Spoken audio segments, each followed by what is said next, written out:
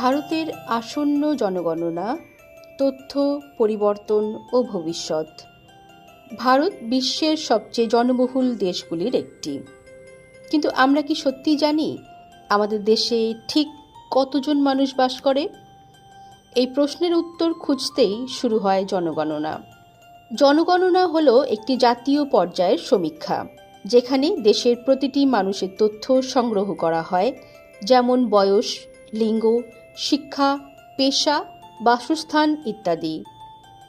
এই বিশাল কাজটি পরিচালনা করে ভারতের রেজিস্ট্রার জেনারেল বা সেন্সাস কমিশনার।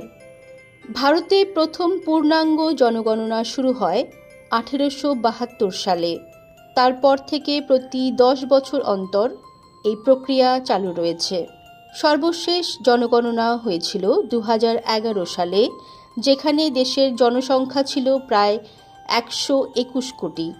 2021 সালে জনগণনা হওয়ার কথা থাকলেও কোভিড-19 মহামারীর কারণে তা স্থগিত হয়। ফলে এইবারের জনগণনা দেরিতে হলেও আরও গুরুত্বপূর্ণ হয়ে উঠেছে, কারণ প্রায় 15 বছর পর দেশের আপডেটেড তথ্য পাওয়া যাবে।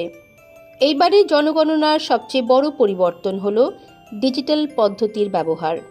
সেগুলি হলো মোবাইল অ্যাপের মাধ্যমে তথ্য সংগ্রহ, মানুষ নিজেই নিজের তথ্য জমা দিতে পারবে, কাগজের বদলে ট্যাব ও স্মার্ট ডিভাইস ব্যবহার। এগুলো জনগণনাকে আরও দ্রুত ও নির্ভুল করে তুলবে। এই জনগণনায় যে তথ্যগুলো সংগ্রহ করা হয় তার মধ্যে রয়েছে পরিবারের সদস্য সংখ্যা, শিক্ষার স্তর, কাজ ও আয়ের উৎস, বাসস্থানের অবস্থান, পানীয় জল ও বিদ্যুৎ সুবিধা। এই তথ্যগুলো একটি দেশের সামগ্রিক চিত্র তুলে ধরে। এই তথ্যের ওপর ভিত্তি করেই সরকার পরিকল্পনা করে কোথায় নতুন স্কুল বা কলেজ হবে, কোথায় হাসপাতাল দরকার, কোন এলাকায় রাস্তা বা পরিবহন উন্নত করতে হবে।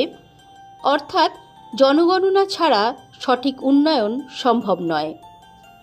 কলকাতার মতো শহরে জনগণনার গুরুত্ব আরও অনেক বেশি। এখানে দ্রুত বাড়ছে জনসংখ্যা। গ্রাম থেকে শহরে মানুষের আগমন বাড়ছে এবং একই সাথে বাড়ছে বাসস্থান, কাজ ও পরিষেবার চাহিদা। অনেকেই ভাবেন এইভাবে তথ্য দেওয়া কতটা নিরাপদ। হ্যাঁ, জনগণনার সব তথ্য সম্পূর্ণ গোপন রাখা হয় এবং শুধুমাত্র পরিসংখ্যানের জন্য ব্যবহার করা হয়। তাই সঠিক তথ্য দেওয়া প্রতিটি নাগরিকের দায়িত্ব। তবে এখানেও কিছু চ্যালেঞ্জ রয়েছে, যেমন প্রত্যন্ত এলাকায় পৌঁছানো, ডিজিটাল ব্যবস্থার ব্যবহার শেখানো, সবার অংশগ্রহণ নিশ্চিত করা। এই সমস্যাগুলো সমাধান করেই সফলভাবে জনগণনা সম্পূর্ণ করতে হবে। এইবারে জনগণনা শুধু একটি সরকারি কাজ নয়, এটি ভারতের ভবিষ্যৎ গঠনের ভিত্তি।